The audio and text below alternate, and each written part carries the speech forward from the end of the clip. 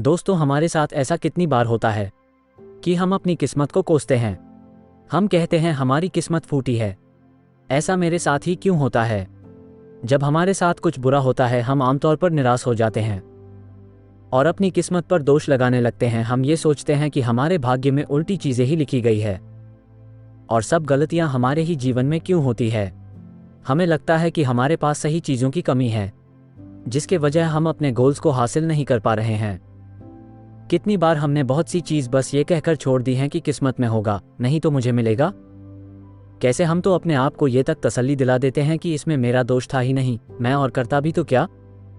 ऐसे विचार आपके मन में भी आते हैं तो ये कहानी आपके लिए है। एक दिन एक आदमी महात्मा बुद्ध के पास आया। उसने महात्मा बुद्ध से कहा कि मैं अपनी किस्मत ठीक करवाने आया हूँ। मैं बहुत दुखी रहता हूँ, मैं जो भी करता हूँ वो खराब हो जाता है। मेरी किस्मत मेरा साथ नहीं देती। मैंने सुना है कि आप सभी के समस्याओं का सुलझाव करते हैं। क्या आप मेरी भी फूटी किस्मत को सुधार सकते हो? महात्मा बुद्ध जी ने कुछ पल उसकी आंखों में देखा और उससे पूछा, ये फूटी किस्मत तुम्हें कहाँ दिखी? तुम्हें ऐसा क्यों लगता है कि तुम्हारी किस्मत फूटी हुई है? उस आदमी ने कहा, मैं जो भी करता हूँ तो वो हो नहीं पाता, तो मेरी किस्मत फूटी ही हुई ना। किसी वक्त मेरे पास सब कुछ था, धन, सुख, आनंद। फिर मेरे माता पिता गुजर गए। जैसे जैसे करके मैंने अपनी खुद की परवरिश की। मैंने जिससे सच्चे मन से प्रेम किया उस प्रेमिका ने किसी और से विवाह कर लिए। मैंने एक छोटा सा बिजनेस शुरू किया, तो जिस दोस्त के साथ मैंने वो बिजनेस शुरू किया वह मेरा बिजनेस ही हड़प बैठा। मुझे किसी ने बताया कि आप सारी समस्याओं का हल निकाल देते हो, क्या आप मेरी भी किस्मत ठीक कर सकते हो? महात्मा बुद्ध ने कहा, लाओ अपनी फूटी किस्मत मुझे दे दो, मैं अभी उसकी मरम्मत कर देता हूँ। आदमी ने कहा, मैं किस्मत को कैसे दे सकता हूँ, वो तो दिखाई भी नहीं देती। महात्मा बुद्ध ने पूछा, जब तुम्हें तुम्हारी किस्मत दिखाई ही नहीं देती तो तुम्हें कैसे पता कि वो खराब हो चुकी है? उस आदमी ने सोचकर उत्तर दिया, नहीं, मैंने कभी ऐसा नहीं देखा कि मेरी किस्मत सचमुच खराब हो चुकी हो। आदमी ने कहा, मेरी किस्मत खराब है तभी तो मेरे साथ सब कुछ गड़बड़ हो जाता है। मेरे बने बनाए कामों पर पानी फिर जाता है। अगर मेरी किस्मत अच्छी होती तो सब कुछ ठीक होता। तो महात्मा बुद्ध ने कहा, तुम ठीक दिखाई देते हो, तुम्हारा स्वास्थ्य भी ठीक लग रहा है, तुम्हारे हाथ पैर भी सलामत है, तुम अभी तक मरे नहीं हो। मुझे तो तुम्हारी किस्मत में कोई भी खराबी नहीं लग रही है, सब कुछ सही लग रहा है। अगर किस्मत खराब होती तो तुम बीमार हो जाते, तुम्हारा अंग भंग हो जाता है या तो मौत को प्राप्त हो जाते, लेकिन ऐसा तो कुछ भी नहीं है। फिर तुम क्यों कह रहे हो कि तुम्हारी किस्मत फूटी हुई है? आदमी ने कहा, आप समझ नहीं रहे हैं, मेरे ऊपर बहुत कर्ज है। लोग रोज मेरे घर धमकाने आते हैं। जिनसे मैंने कर्जा लिया है वे मुझे मारने तक की धमकी देते हैं। मेरा घर भी उन्होंने छीन लिया है, अभी भी वो मेरे पीछे पड़े हैं।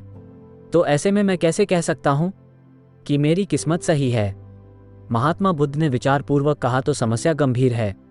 आदमी ने उदासीनता के साथ कहा, जी हाँ, अब आप समझे ना कि मैं कितने बड़े दुख से गुजर रहा हूं। महात्मा बुद्ध ने आवाज में समझाया कि तुम्हारी किस्मत अच्छी है कि तुम जीवित हो इस दुख का सामना करने के लिए, और इस जीवन से ही तुम अपनी समस्याओं का सामना कर सकते हो। आदमी ने कहा, बुद्ध आप नहीं समझ रहे। तब महात्मा बुद्ध ने उससे कहा, समझ तुम नहीं रहे हो, आओ मेरे साथ आओ। महात्मा बुद्ध उस आदमी को अपने साथ पास वाली नदी के किनारे ले गए और कहा, ये देखो इस बहती नदी को, इस नदी में अगर मैं एक पत्ता गिरा देता हूं तो तुम मुझे बताओ ये पत्ता किस दिशा में बहेगा? आदमी ने कहा, पत्ता तो नदी के बहाव के साथ नदी के दिशा में ही जाएगा। बुद्ध ने कहा, बिल्कुल सही। अब बताओ पत्ते की किस्मत किसके हाथ में है? आदमी ने कहा, इस पत्ते की किस्मत नदी के हाथ में है, वो जहां चाहे इसे ले जा सकता है। तो महात्मा बुद्ध ने कहा, लेकिन पत्ते तो मेरे हाथ में है, मैं चाहूं तो इसे नदी में डाल सकता हूं और चाहूं तो नहीं। आदमी ने कहा, तो फिर इसकी किस्मत आपके हाथों में है, आप जहां चाहे इसे डाल सकते हैं। महात्मा बुद्ध ने कहा, लेकिन इस पत्ते की किस्मत मेरे हाथ में नहीं है, मैं जितना भी चाहूं इस पत्ते को सूखने से नहीं रोक सकता, ये सूख ही जाएगा और मर जाएगा।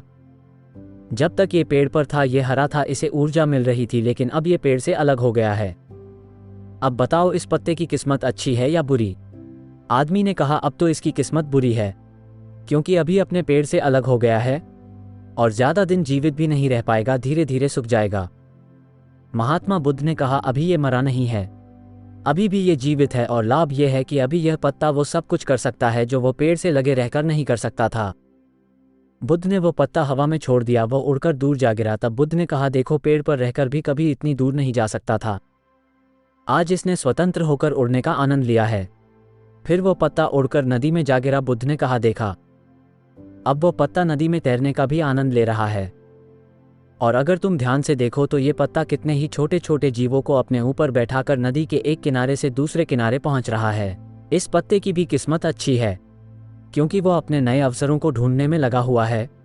तुम्हारी समस्याएं तुम्हें उड़ने का अवसर दे सकती हैं, यदि तुम उन्हें सकारात्मक नजरिया से देखो। उस आदमी ने वहां खड़े होकर महात्मा बुद्ध की बातों पर विचार किया। धीरे धीरे उसने पूरी कहानी के पीछे छुपी गहरे अर्थ को समझना शुरू किया।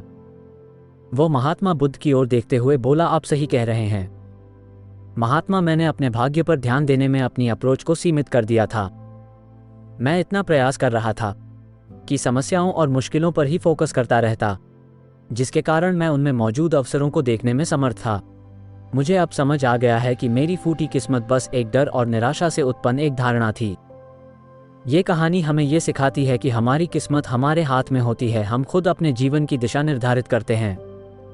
हमारी समस्याओं का हल भी हमें ही निकालना होता है। चुनौतियों को एक अवसर के रूप में देखकर हम आगे बढ़ सकते हैं और अपनी किस्मत को सुधार सकते हैं। दोस्तों, ऐसी कहानी हमें जीवन जीने का तरीका सिखाती है। अगर आपको ये कहानी पसंद आई हो तो अपने दोस्तों से शेयर ज़रूर करिएगा और ऐसे ही कहानी सुनने के लिए आप हमारे चैनल पर आ सकते हैं।